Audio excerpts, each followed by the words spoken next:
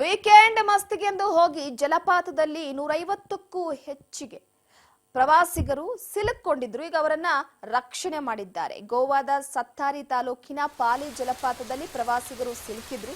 ಈಗ ಅವರನ್ನ ರಕ್ಷಣೆ ಮಾಡಿರುವಂಥದ್ದು.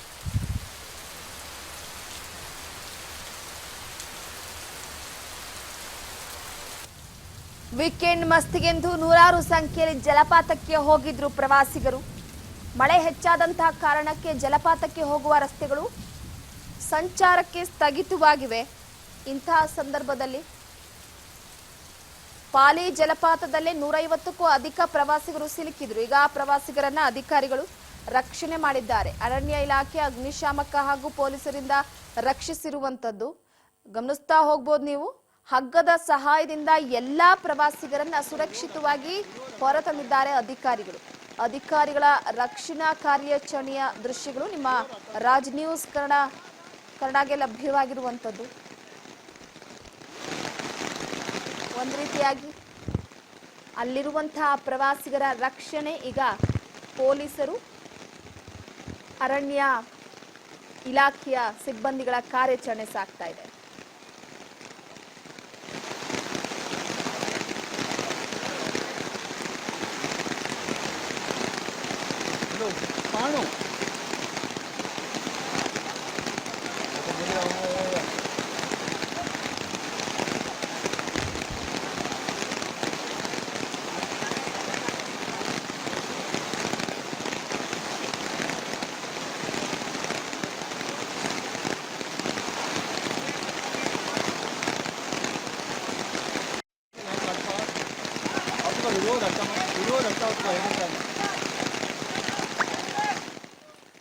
ಈಗಾಗಲೇ ಅಲ್ಲಿರುವಂತಹ ಪ್ರವಾಸಿಗರನ್ನ ರಕ್ಷಣೆ ಮಾಡಿರುವಂತದ್ದು. ಪಾಲಿ ಜಲಪಾತದ ಬಳಿ ಸಿಲುಕೊಂಡಿದ್ರು. ಒಂದು ರೀತಿ ಹಾಟ್ಸ್ಪಾಟ್ ಇದು. ಈ ಪಾಲಿ ಜಲಪಾತಕ್ಕೆ ಚಾರಣಿಗರು ಹೆಚ್ಚಾಗಿ ಭೇಟಿ ಕೊಡ್ತಾರೆ ಅಲ್ಲಿರುವಂತಹ ಸೌಂದರ್ಯವನ್ನ ಸವಿಯೋದಕ್ಕೆ. ಕರ್ನಾಟಕದ ದಾಂಡೇಲಿಯ ಗಡಿಯಲ್ಲಿರುವಂತಹ ಗೋವಾದ ಅತ್ಯಂತ ದಟ್ಟವಾದಂತಹ ಅರಣ್ಯ ಪ್ರದೇಶಗಳಿಗೆ ಈ ಅತ್ಯಾಕರ್ಷಕ ಟ್ರಕ್ಕಿಂಗ್ ದಂಡಯಾತ್ರೆ ಕೈಗೊಳ್ಳುತ್ತಾರಲ್ಲ, ಅವರಿಗೆ ಈ ಒಂದು ಪಾಲಿ ಜಲಪಾತ ಅನ್ನುವಂಥದ್ದು ಯಾವಾಗಲೂ ಕೂಡ ಆಕರ್ಷಣೀಯವಾಗಿರುತ್ತೆ. ಜಲಪಾತಕ್ಕೆ ಹೋಗುವಂತಹ ದಾರಿಯೇ ಬಹಳ ಸುಂದರವಾಗಿರುವಂಥದ್ದು. ಅದರಿಂದ ಸಾಕಷ್ಟು ಜನ ಟ್ರಕ್ಕಿಂಗ್ ಹೋಗ್ತಾ ಇರ್ತಾರೆ. ಈ ಪಾಲಿ ಫಾಲ್ಸ್ಗೆ ಕುಟುಂಬ ಸಮೇತರಾಗಿ ಹೋಗ್ತಾರೆ, ಫ್ರೆಂಡ್ಸ್ಗಳ ಜೊತೆ ಹೋಗ್ತಾರೆ. ಇವತ್ತು ಗೋವಾ, ಮಹಾರಾಷ್ಟ್ರ, ಕರ್ನಾಟಕ, ಉತ್ತರಾಖಂಡ್, ಮುಂಬೈನಲ್ಲಿ ಅತಿ ಹೆಚ್ಚಾಗಿ ಮಳೆ ಆಗ್ತಾ ಇರುವಂತಹ ಹಿನ್ನೆಲೆಯಲ್ಲಿ ಸದ್ಯಕ್ಕೆ ಈ ಒಂದು ಪಾಲಿ ಜಲಪಾತದ ಬಳಿ ಸಾಕಷ್ಟು ಜನರು ಸಿಕ್ಕಿದ್ರು. ಈಗ ಈ ಬಗ್ಗೆ ಮತ್ತಷ್ಟು ಅಪ್ಡೇಟ್ ಕೊಡ್ತಾರೆ ನಮ್ಮ ಬೆಳಗಾವಿ ಪ್ರತಿನಿಧಿ ಮಂಜುನಾಥ್.